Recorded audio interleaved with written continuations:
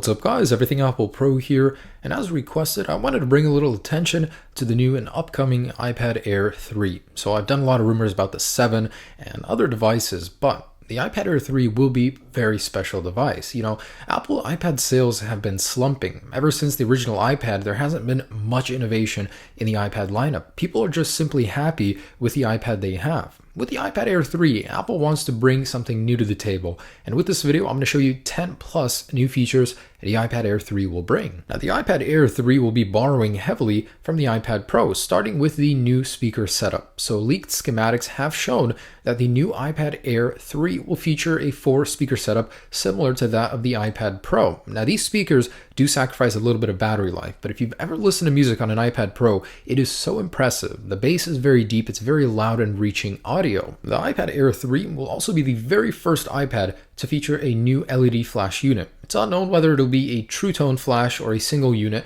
However, the leaked schematics and case designs do support this claim, as the case manufacturers are building around the flash unit. Really cool that the iPad is finally stepping up its camera game. It's quite the epidemic nowadays. More people take photos using their iPads than they should. Just kidding.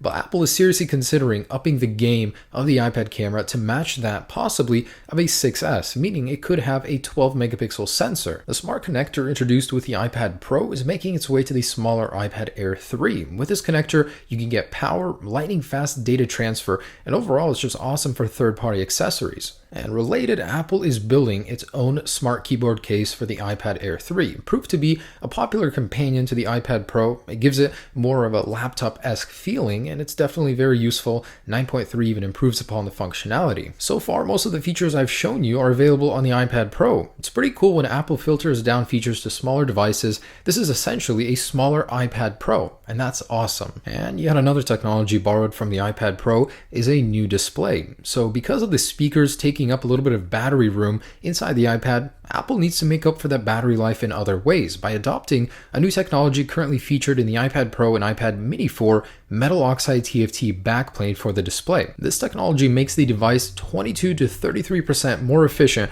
by reducing the refresh rate while images are static. Also a couple other benefits, a better contrast ratio and a lower screen reflectancy. Based on the leaked specifications, the iPad Air 3 we know will be 0.05 millimeters thicker and 0.1 millimeters taller. You know, maybe it's because of the new material, possibly the aluminum 7000 series will be used in the shell, making it a slightly thicker device, but it will be well worth it. And I was a little disappointed to learn this one, but the iPad Air 3 is more likely to feature an A9 chip rather than an A9X because Apple wants to differentiate the Pro and the Air series. It's likely the RAM will remain at 2 GB, possibly bumping up to DDR4 spec if technology allows for it. It's high time that Apple gets rid of 16 GB base storage. It's just not enough, especially considering you only get around 11 on an iPad out of the box. With the iPad Air 3, Apple could up that storage to 32 GB base and have the next option be 128, just like the iPad Pro. Following suit with the iPhone 6S, the iPad Air 3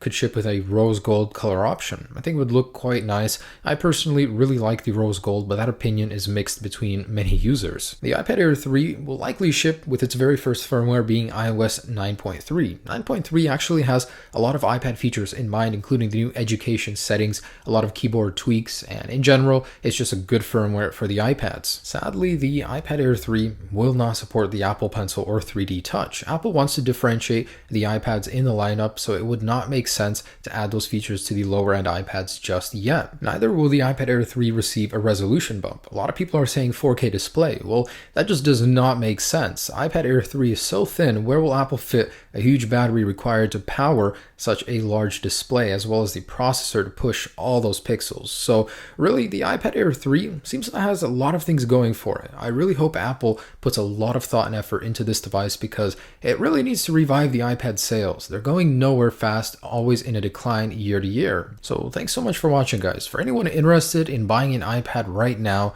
hold off. The iPad Air 3 will certainly be worth waiting for, and I'll have the full comparison and review with the older version very soon as it's out. We can expect it on March 15th.